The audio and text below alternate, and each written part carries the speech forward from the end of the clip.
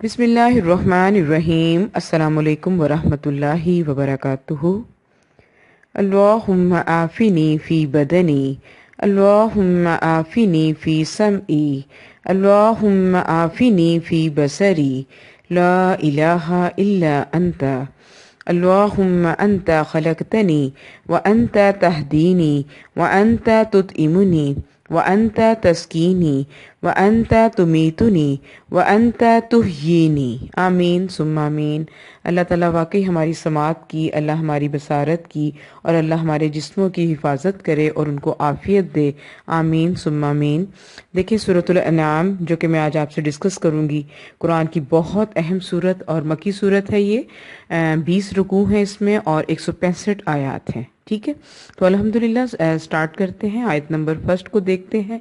अल्हम्दुलिल्लाहिल्लज़ी खलक़स समावाति वल अर्द वजअलज़्ज़ुलुमाति वन नूर सुम्मल्लज़ीना कफ़रू बिरब्बिहिम यअदिलून।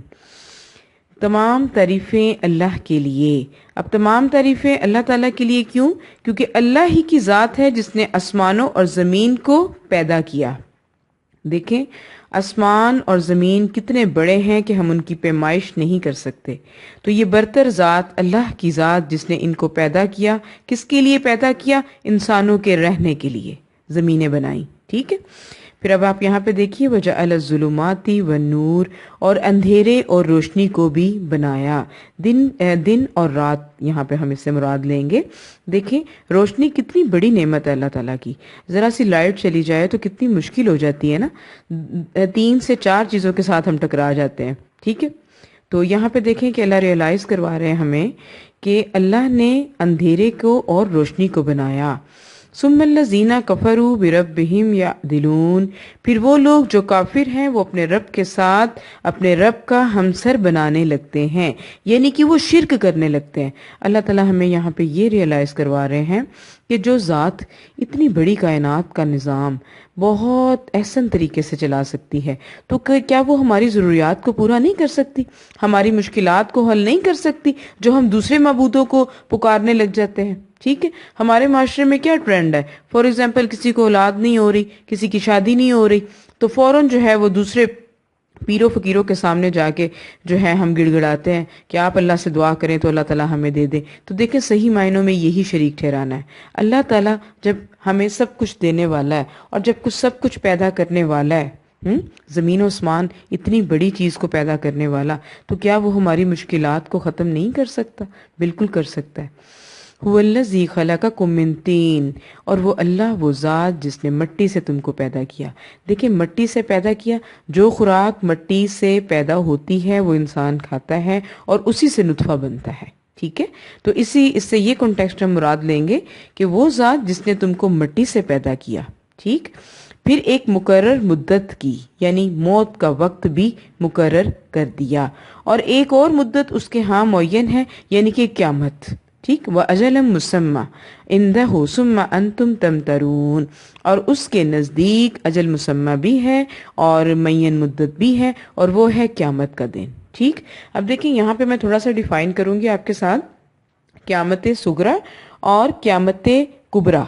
ठीक, देखें जब इंसान की मौत वाक़या होती है ना, तो वो इंसान के लिए क़यामत सुगरा है। ठीक, और जब मौत वाक़या होने के बाद जब अल्लाह ताला अपने पास उठा खड़ा करेंगे, यानी कि कब्रों से उठा खड़े किए जाएंगे लोग, और अल्लाह के हुजूर उनसे बाज़पुर्स और उनका मुहासबा होगा, तो वो क्या होगी? क़यामत कुबरा।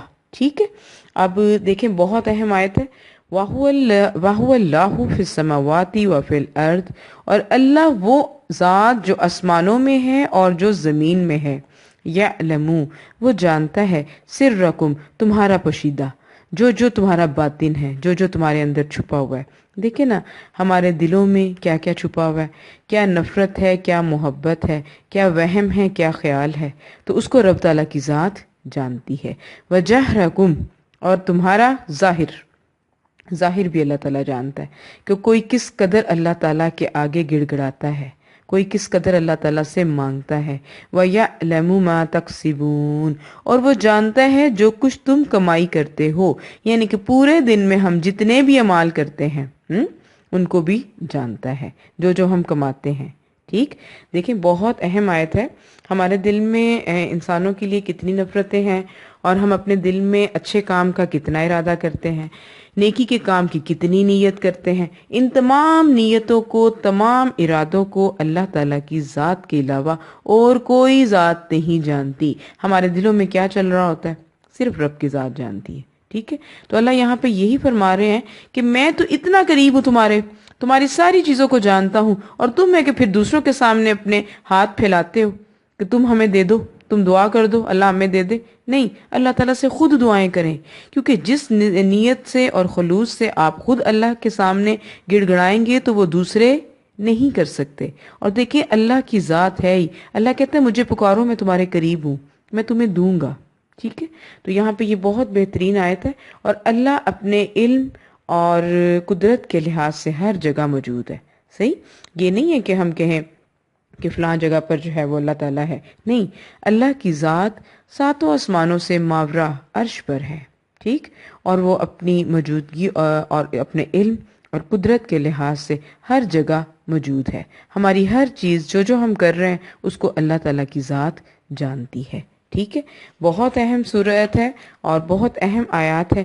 دیکھیں اس صورت میں کفار مکہ جو نبی اکرم صلی اللہ علیہ وسلم سے بہت زیادہ مطالبات کرتے تھے، اور پھر مطالبات اور پھر ان کے اعتراضات جو وہ اعتراضات کرتے تھے ان کا جو ہے وہ اس کو بہت زیادہ ڈیٹیل سے بتایا گیا. اب دیکھیں نا، اب کفار مکہ کا ایک اعتراض اور اس کا جواب یہ ہے کہ یہ کہتے تھے کہ ہم تو تبھی ایمان لائیں گے جب ہمارے سامنے محمد صلی اللہ علیہ وسلم پر کتاب نازل ہو. ٹھیک ہے، اور ساتھ 4 فرشتے بھی ہوں جو اس بات کی گواہی دیں کہ یہ واقعی اللہ تعالیٰ کی طرف سے نازل شدہ کتاب ہے. اللہ تعالیٰ نے اس کا یہ جواب دیا کہ یہ کافر اس قدر ہٹ درم واقع ہوئے کہ اگر ہم ان کا مطالبہ پورا کر بھی دیں تو وہ کتاب کو چھو کر دیکھ بھی لیں تو پھر بھی یہ نہیں مانیں گے، اور یہ یہی کہیں گے کہ یہ تو جادو ہے، اور نبی اکرم صلی اللہ علیہ وسلم جو ہیں وہ جادوگر ہیں. ان کے تو یہ اعتراضات ہوں گے.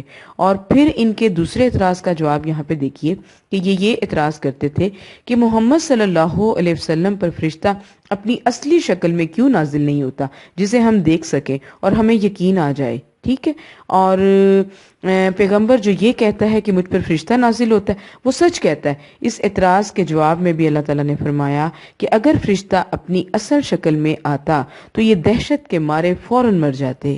انہیں ایمان لانے اور انکار کرنے کی مہلت ہی نہ ملتی.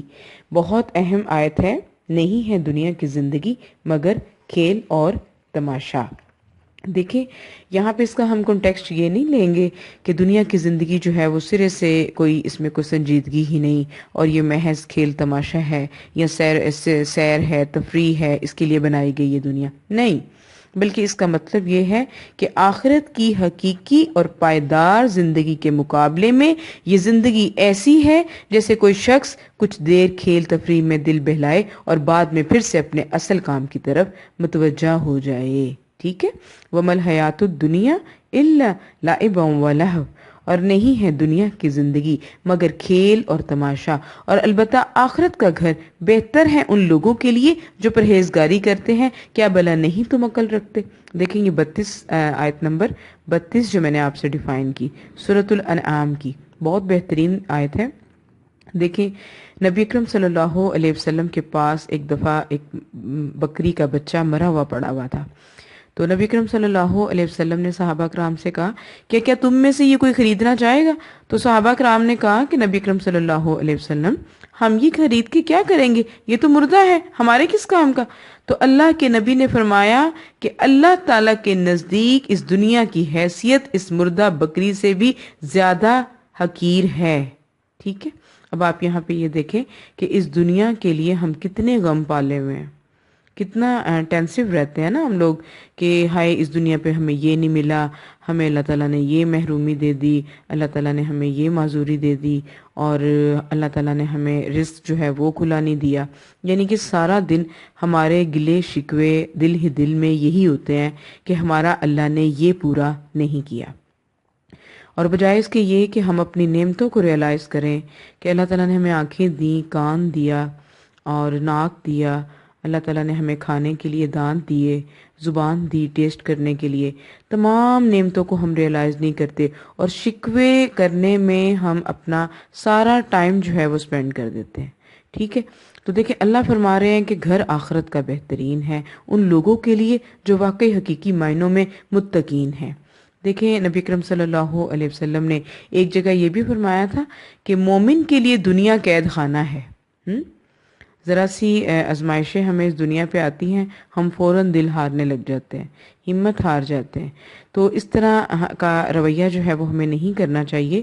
یہی مقصد ہوتا ہے ہمارا آپ کو بتانے کا کہ دیکھیں اپنی نعمتوں کو بھی ریئلائز کریں، اور اللہ تعالیٰ نے اگر کوئی محرومی رکھی ہے تو اس میں کوئی حکمت ہوگی. اور اگر اللہ تعالیٰ نے کچھ نہیں دیا ہوا، فار ایگزامپل کسی کو اولاد نہیں دی ہوئی، کسی کو خامن نہیں دیا ہوا، تو اس میں بھی کوئی حکمت ہے اللہ کی.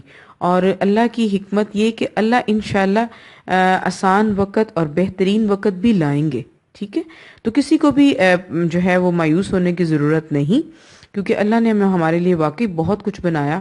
اگر ہم اپنی بصیرت کی آنکھ سے دیکھتے ہیں تو ہمیں بہت ساری نشانیاں نظر آتی ہیں. اسی کے ساتھ الحمدللہ اس کے اہم نکات کمپلیٹ ہوئے. اللہ واقعی ہمیں عمل کرنے کی توفیق دے اور ہم دنیا کی زندگی کو عارضی ہی لیں، کیونکہ یہ واقعی ٹیمپرل ہے، اور پرماننٹ تو پھر آخرت کی زندگی ہی ہے. اور اس دنیا پہ رہتے ہوئے اپنے وقت کو قرآن کے ساتھ گزاریں، کیونکہ یہ وقت لکھا جا رہا ہے.